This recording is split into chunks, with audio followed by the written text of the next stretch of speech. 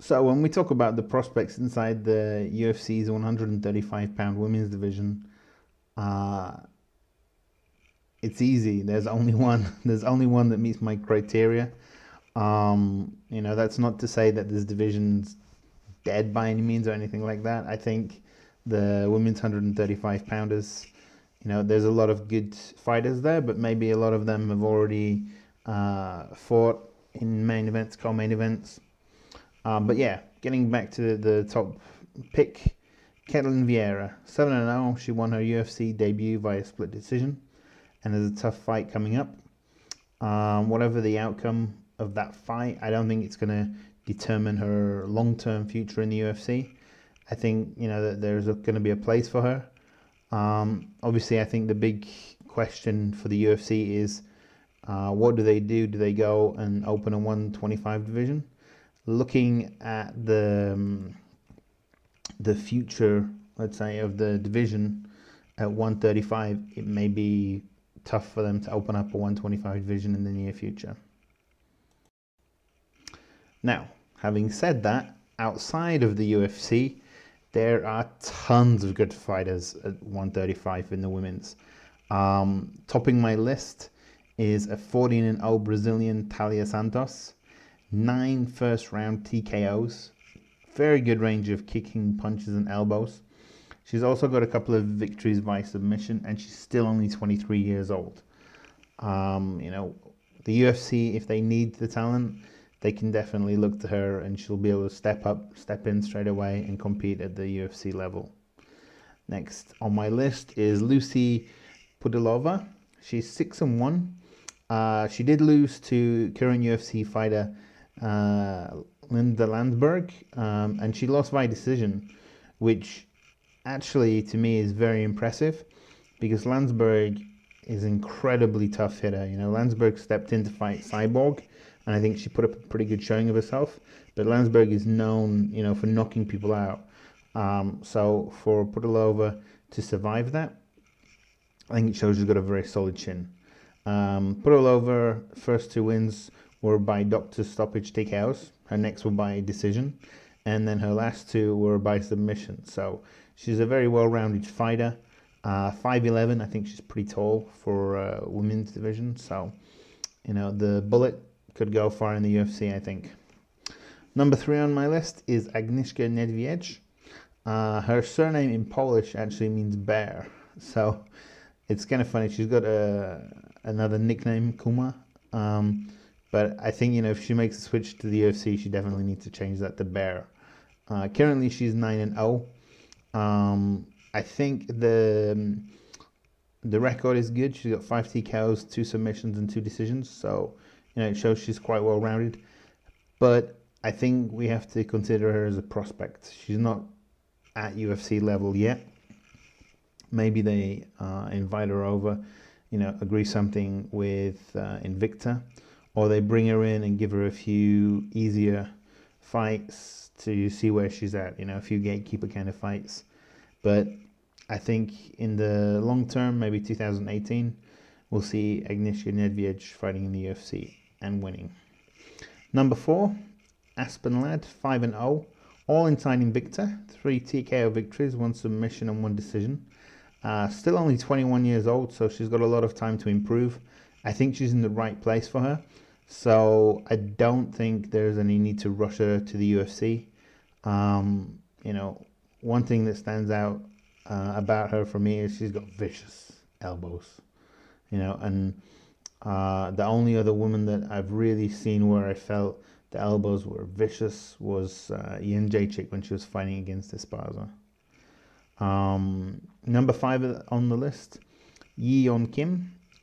She's one of the top Asian females at 135, and with 6 wins after her initial 2 draws, she's definitely beating her path to the UFC. If the UFC make it to South Korea this year, I'm sure they'll pick her up and put her on the show. I certainly think that she's got what it takes to fight in the UFC. Whether she'll be a top 5, top 10 talent, I don't know. But the UFC could definitely use some more talent in the division. Number 6, Shannon the Shanimal Young. 4-0, very aggressive going forward. Has some good throws and is very strong on the ground. Still only 26, you know. She's got 2 decision victories. And the one thing that I would say is that of those 2 decision victories, they could have gone either way, really. So we can say fortune favors the brave. Dana White tells the fighters don't leave it in the hands of the judges. She certainly has upside. My question is, what happens when she meets a very technical fighter? You know, so I'm not overly eager to see her rush into the UFC yet, but I think she certainly has a lot of upside and could be top 10 if she's able to make improvements between now and entering the UFC. Number 7, we have the Golden Girl, Leia Discover. You know, a Russian who's 4-2, and many might ignore her. Only 20 years old. She hasn't really focused her full attention on fighting yet. You know, she's been more interested in her studies, which is a good decision. I think when she does focus on the fighting, let's say 100%, she could very quickly become a top 15, top 20, 135 pounder. Her win over Yana Knutsikaya is the main reason that she's on this list. I was very impressed with that fight, and I think she's actually got enough to threaten almost any opponent right now. If she's able to make the kind of improvements that young athletes often do, she could be threatening the title in the future as well. Number 8 on the list, we have a lady from Panama, Jocelyn Edwards Laboriel. She's 4-1, 21 years old, and a lot of potential. That said, she needs to step up in competition. You know, she really needs to step up and challenge herself. I think the initial fights is great for her. You know, she's got the 2 wins via TKO and 2 via submission. So she looks dangerous, she looks well-rounded, but we really need to see her take that step up and see whether she's got what it takes to compete in the UFC. Number 9 on the list is the only fighter. Oh no, it's not the only fighter on the lists that. It's the only fighter on this list that hasn't had a fight. There is another guy in the heavyweight division that hasn't fought yet, but he has a better pedigree than Rachel Joyce does. Rachel Joyce is 3-0 as an amateur, and the only reason they're called amateur fights is because you don't get paid for them. You know, you still get hit in the face the same. So I would just consider her 3-0 as a professional, or 3-0 in her record.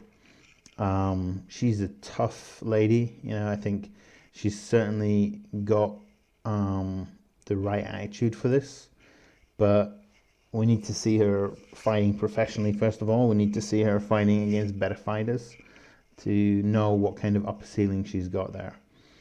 On the positive side for her, and the reason why I've actually included her, is she's part of the Team Irish PTC, that's Performance Training Centre. You know, that's quite close to Uncle Dana out in Maine, so Dana White definitely knows who they are. And however tenuous the link may be, or the connection may be, it could be enough to get Rachel Joyce into the UFC one way or another. And then rounding out the list at number 10, Sinead Kalou, 4-0. Currently fights out of SBG Island, you know, the Conor McGregor gym, let's call it. And she's now fighting in Bellator. It will be quite interesting to see if they develop the women's division. They've signed quite a lot of fighters. Some of them look more like models than fighters. That's not the case with Kavanagh. She's a legitimate fighter.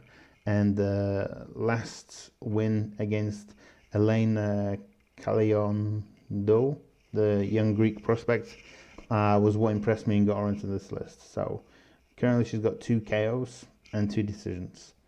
And that rounds out my women's 135 pound top 10.